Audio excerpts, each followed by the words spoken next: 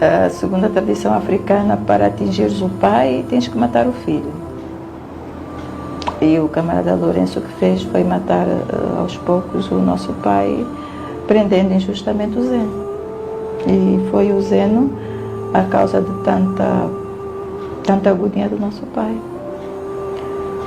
Como eu dizia, o pai não comia, tentava distrair-se jogando basquete.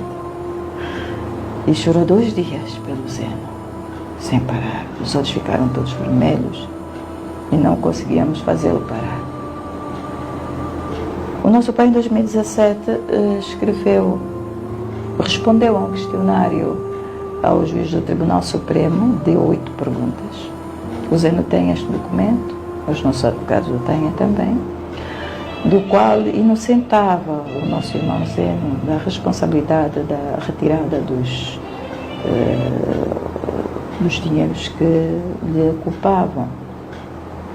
E eu ainda me pergunto, mesmo assim, o Tribunal Supremo não deu resposta a este documento. Os 30 mil milhões que sempre estiveram dentro do cofre do Estado, que nunca saíram, também não deram resposta. Não permitiram que o pai falasse, mas o pai escreveu e está ali. Está a querer dizer que a morte de José Eduardo dos Santos deve-se a João Lourenço? É o responsável moral pela morte. E ainda há relatos da guarda do nosso pai, que continua sempre a falar comigo, que quando o pai chegou, houve um elemento que foi furando a parte de trás da casa, tentando penetrar dentro da casa e com a intenção de lá lançar um gás de veneno. Prenderam-no lá dentro. Acrescentou-se a situação de ter havido um plano mesmo de assassinar. E foi assim. Nosso pai depois perdeu a energia em casa. O presidente do Gabão veio e pagou a energia. É tão triste e é tão baixo o presidente João Lourenço retirar a luz daquele que lhe deu lugar. Retirou a luz do pai. Fomos nós que pedimos ao presidente do Gabão, e eu agradeço bastante ao presidente do Gabão que tenha vindo pagar a energia. Portanto, para dizer que o nosso pai não levou nada dos cofres do Estado, porque nem tinha a possibilidade, então, de ficar sem energia em casa. E foi um golpe muito baixo, e o mais baixo foi prender o Zeno nesta situação. O Zeno tem toda a razão em não aceitar o indulto. Na eventualidade do nosso pai ter errado bastante com o presidente Lourenço, que nós sabemos que houve momentos que errou, o nosso pai, ao indicá-lo, foi como se fosse uma intenção de paz, que o presidente Lourenço não entendeu. Não entendeu que o pai queria paz com ele. Na sua humildade de chefe de Estado, se calhar até entrar em diálogo com o irmão. A nomeação do presidente Lourenço não foi da vontade. Mas ainda assim eu gostaria de ter um encontro com o presidente João Lourenço. Eu não tenho medo daquela pessoa que matou o nosso pai, porque nós estamos nesta vida de passagem. Aí a morte tem um nada. Simplesmente estamos do outro lado do caminho. E eu não tenho medo de me encontrar com o senhor presidente João Lourenço para analisar. E eu não tenho medo de me encontrar com o senhor presidente João Lourenço para analisarmos o estado da nação,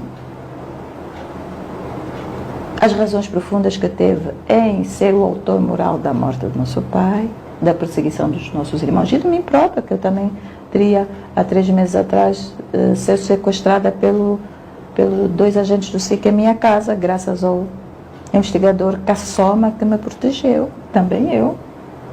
Portanto, essas razões profundas deste ódio visceral pelo nosso pai, eu não tenho medo de me encontrar com o presidente Lourenço e aproveito deixar esta chamada. Se o presidente Lourenço tiver... De seu irmão Zeno dos Santos, José Filomeno dos Santos, a fuga de Isabel dos Santos e de José demonstra uma perseguição a José Eduardo dos Santos? Com certeza. Por quê? Zeno seria o sucessor, Isabel a seguinte sucessora, José a mulher corajosa, uma coragem, uma determinação e portanto foram as duas irmãs que lá fora fazendo análises ao pai, e temos os relatórios médicos, eu tenho, que se descobriu que também teria sido envenenado aqui, portanto temos esses relatórios médicos. O Mano Zeno seria o sucessor natural, mas para muitos homens do berreiro político não viam isso com muita satisfação, para os seus intentos, para as suas agendas, e então forçaram a um baixo-assinado falso de que todo berreiro político já não queria o pai e ele tinha que ceder ao camarada João Lourenço. Portanto, eu repito que há sim uma perseguição, mas nós estamos a fazer a gestão da crise, a gestão do tempo, porque nós somos apenas passageiros neste mundo e é neste mundo que vamos escolher.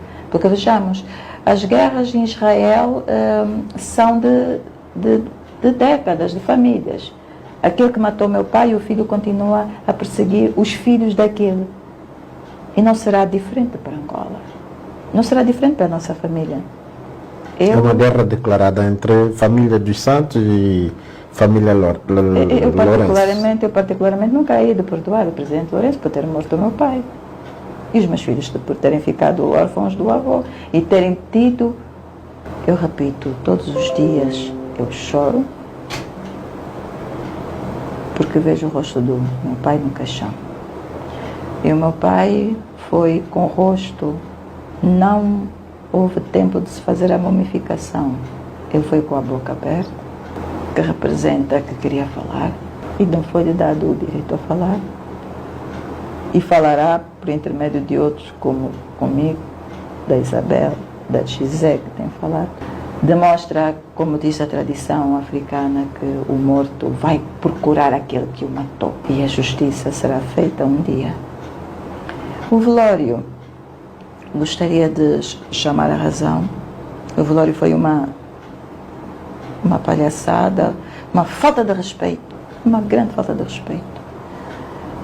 Não me tem porque o corpo vir a bordo por trás como se fosse um relatório do tal médico que já tinha sido comprado para apresentar dados falsos. Eu fiquei calma.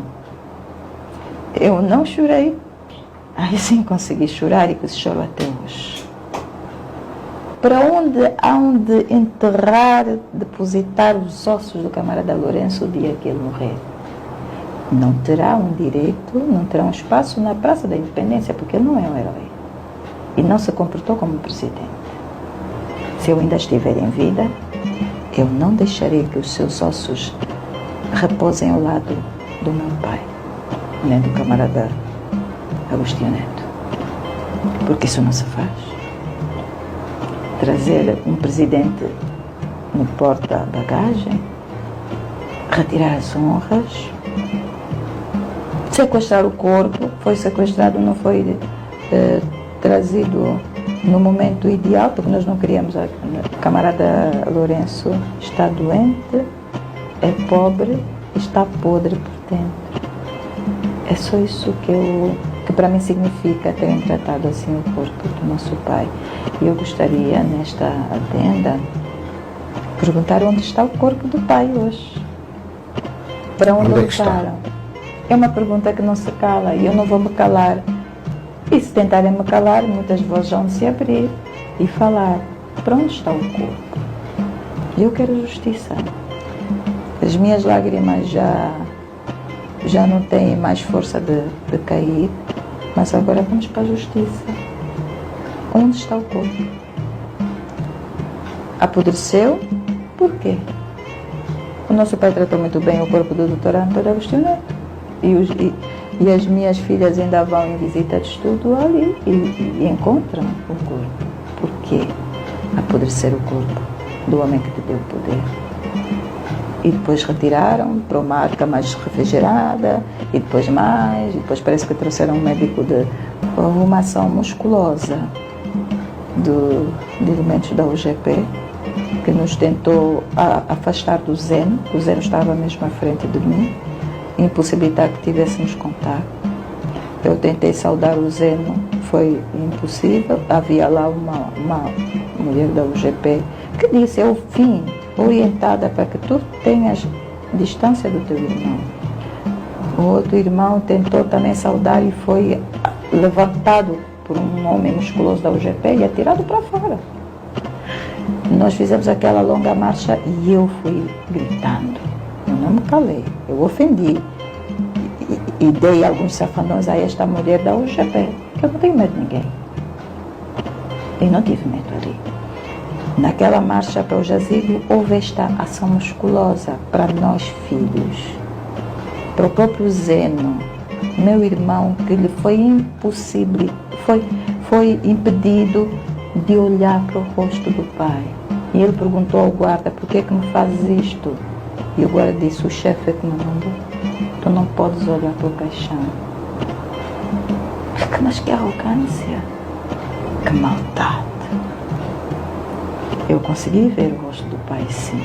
O Zeno apenas lhe deram o direito de ir no domingo no memorial. Toda a semana que esteve em casa, o Zeno não podia ir para lá. E no final não se despediu do pai. É muita maldade, é muito ódio. E eu penso que as pessoas têm que ter a capacidade de superar os ódios e a maldade. Mas eu nunca hei de perdoar o camarada Lourenço. O camarada Lourenço, eu, a minha família e os nossos descendentes estamos em guerra até a 9ª geração com a vossa família. É assim que são as guerras do povo de Israel.